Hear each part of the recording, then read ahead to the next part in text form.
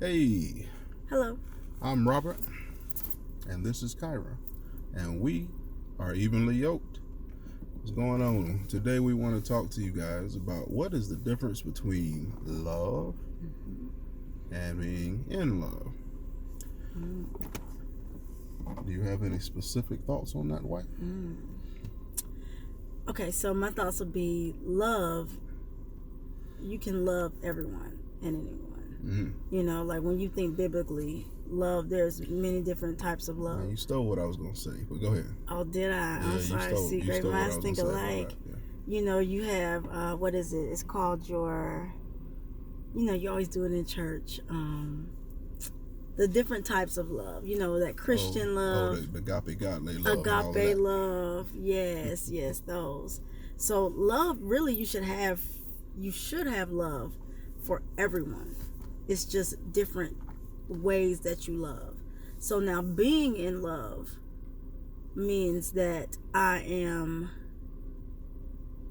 committed and connected to your what would I say, your being, like your purpose, your like who you are. I'm intertwined into that. I am in love with you. And in love means that it's something that's going to be in something, means that it's always moving, right?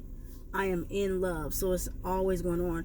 I can love somebody, but we can be distanced, because like they say, I ain't got to be around you to love you. But when I'm in love with you, that means we're intertwined, is what I would say. That's sort of my thoughts on I think those are good thoughts. that. Those are my thoughts. I didn't mean to take your thought back. I'm sorry. Yeah, you took what I was going to say. So that's it. We'll talk to you guys later. No, that's the end of the video. You got thoughts. Go. Okay. Go. Well, in my opinion, I love, or just if you love somebody, I think that's a little bit more fleeting. Sometimes it got something to do with feelings and etc. And being in love is more of a duty or a responsibility in my mind. I think when we were getting married, the pastor that married us, he said something along the lines of how love, or being in love rather, didn't have anything to do with feelings. Yeah, he did. It's more about I guess what we call love, and what I was saying, like when you love and you cherish somebody and you honor and respect that person. Yeah, your duty. Yeah. I think that's more along the lines of what being in love is all about. As far as like just love, though, I think that's more feelings based. A lot of people say, "Oh yeah, I love you," so I love you, dog. But they don't got no real responsibility to you. People put hearts on Facebook things. Like, yeah, you're right. If they put a little heart on your Facebook, they're not coming to pay no bills for you. So paying bills means you're in love with me? I know. Because just think about it. This gentleman we just talked about, he pays the bills, but is he really in love with her? I think that you can have love for somebody and do something like that, but that's not just that though. You see what I'm saying? It's not just paying bills. It's right. Like I was telling you just a few minutes ago, more like a loving, cherishing, honoring, and respecting type of thing is what I view love as. It's not just a fleeting feeling, because the feelings come and the feelings go, and then they come back, and then they may go again. But really, when you're really in love, though, does the love feeling go away? Like, I always love you, even when I have to walk away from you and go in the room and close the door and be like, I don't want to deal with you right now. Well, I'm still in love with you. Well, that's why I say let's try to break it down just a little bit. Okay. That's why I say if you just love somebody, that's fleeting. But let's say, for instance, we got the word love written out in front of us, LOVE. If you're in love, yes, LO, you're in the middle of that. You can't just leave that. You see what I'm saying? I see. That's how I view it. Because you're gonna knock into the L and the E. No, no, because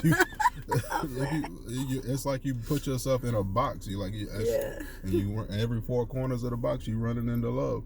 one way or the other. Yeah, one way But or that's the what I'm saying. Is when you're running into love in every area of your life, it's not a fleeting thing. Yeah, that's true. Yeah. Like you run into, oh, you know, he paid the bills because he loved me. She took care of me. She got my food together and all of that, and cooked a healthy meal for me. Right. You know, she bare these children because she loved me. It's not just, oh, you know, he left his socks out. He don't love me no more. All the toothpaste is open. You left the toilet seat up. You don't love me. You know, so like think about that, and I know a lot of people say like, you know, we'll say, oh, the old folk, they knew what love was, you know, because they stayed together for so long through good things, bad things, you know. But a lot of the old folk, they'll say the reason what kept them together is that they just stayed together. They loved each other and they stayed. You know, that love from one another kept them. You know, they knew that. I think being in love means that you can fight through anything. The only time you stop fighting is when you die. If you're really in love with someone. You know, but that's not to say, hey, if somebody's beating on you or... That's why it falls into what I was just saying. You know, if you cherish and you honor and you respect people, when somebody beating on you, then that means they no longer are respecting you. They're no longer honoring you. They're no longer cherishing you. Right. Like if they just let you run around here and looking crazy and all of that, that's not loving, cherishing, honor, and respecting. That's not none of that. Yeah. So that means you no longer are in love when those things are happening. Right, so like you might got a lot of love for somebody. You might got a lot of love for some dude that's whooping on you for some twisted way, some in a Stockholm syndrome kind of way. But I don't see that as being in love. Like if you have Stockholm syndrome for somebody, you're not in love. You got love or an admiration for something that they did to you in some kind of twisted way or something like that. But anyway, with that being said, let's get a more definitive definition of exactly what Google, is that Google? Google, okay, we'll do Google first. Is what Google says love is. You know, we'll do Google, then we'll do the Bible. Oh, okay. You know. Break it down. Read. Okay, Google says when you're in love, you tend to be on your best behavior and expect your loved one to do the same. Are they asking, you asking her what does being in love mean? And loving, yeah, what does being in love? Are you asking the difference, or are you asking it? What is being in love? And that's what I asked. Yeah. It says, loving someone can survive life's ups and downs. When you love someone, your relationship is strong enough to overcome life's challenges. And that's from the difference between being in love and loving someone. And so now, but the Bible, when we're just asking what is love. Let's ask the Bible. What scripture is that coming out of? Oh man, there's so many. You know, the one that people always go to is the Corinthians one. Love is patient, love is kind, love is, you know, and that's a good one. It's a great one. You know, but Romans. Let's go back to what you were saying. Read that particular scripture. Read that particular one, Corinthians. You know, I don't want to get it wrong for all my Bible scholars. That's Corinthians 1 and what? No, give me a second. I'm not going. The Bible school champion. I was okay. Look. Bible verse champion. Look, and there's so many verses about love. My Lord. Well, was any of them? Love is so. What's here we go. What's the one you were talking about? Okay. All right, read. We're gonna do it this way. Okay, so I'm going to read. It says. You're supposed to say, and God said. That's how you're supposed to say that. Love. Go ahead. And I don't know if this is the first one, but it says, okay, love suffers long and is kind. Love does not envy. Love does not parade itself. Love is not puffed up. Does not behave rudely. Does not seek its own. Is not provoked. Thinks no evil.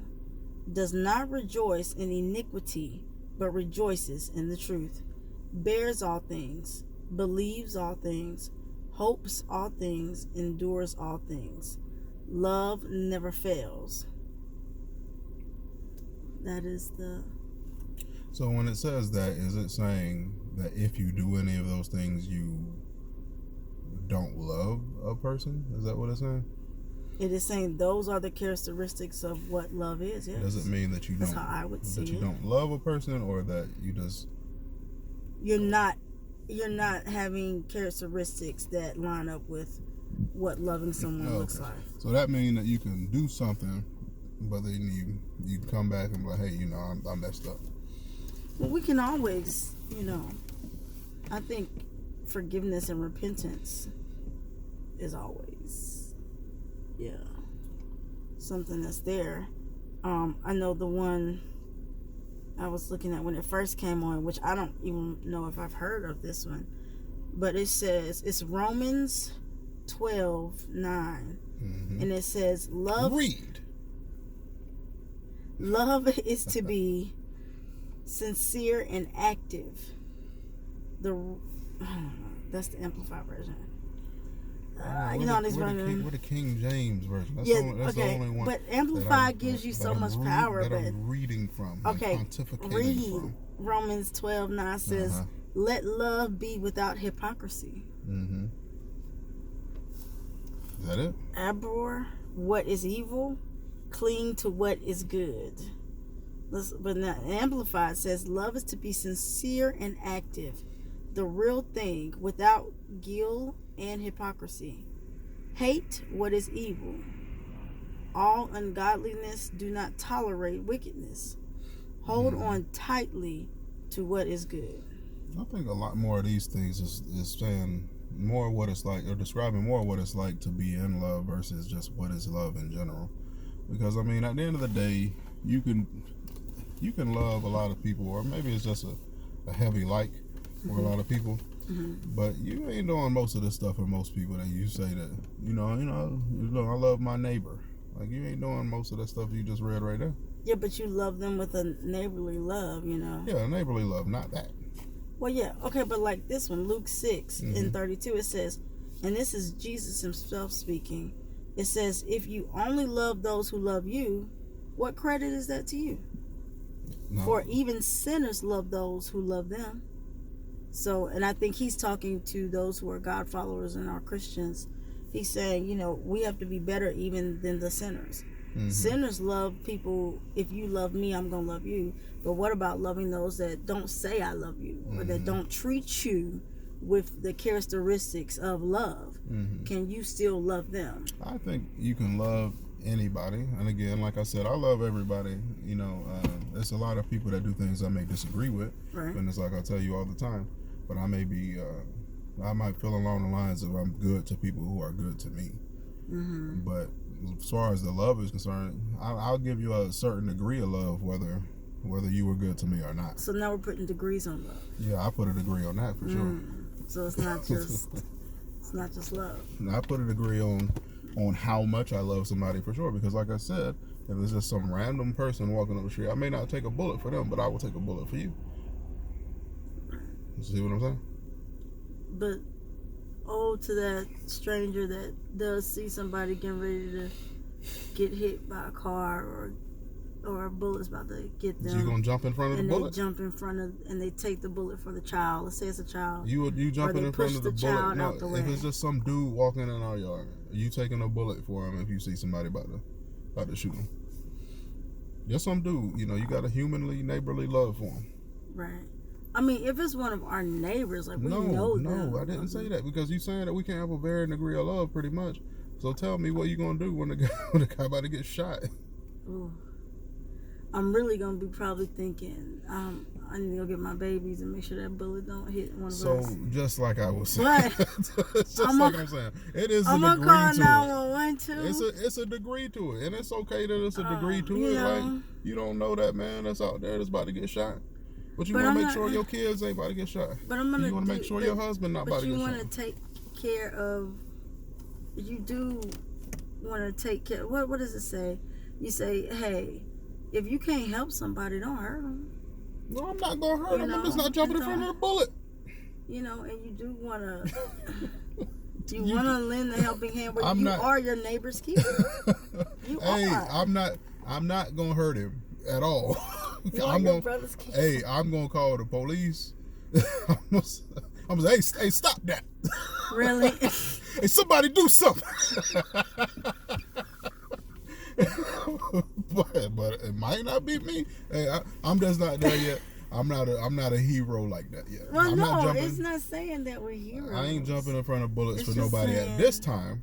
That ain't my wife or my children. Yeah. You know, maybe our parents. Something like that. Definitely my parents. Definitely my sisters. My something like that. I'll be out there. Hey, somebody do something.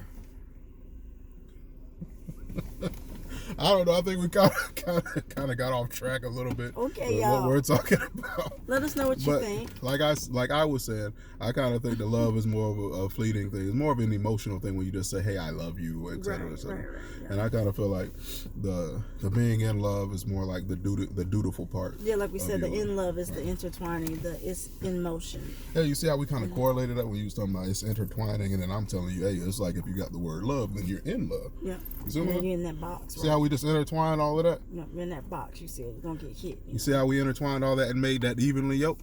Evenly yoked. Peace. Peace.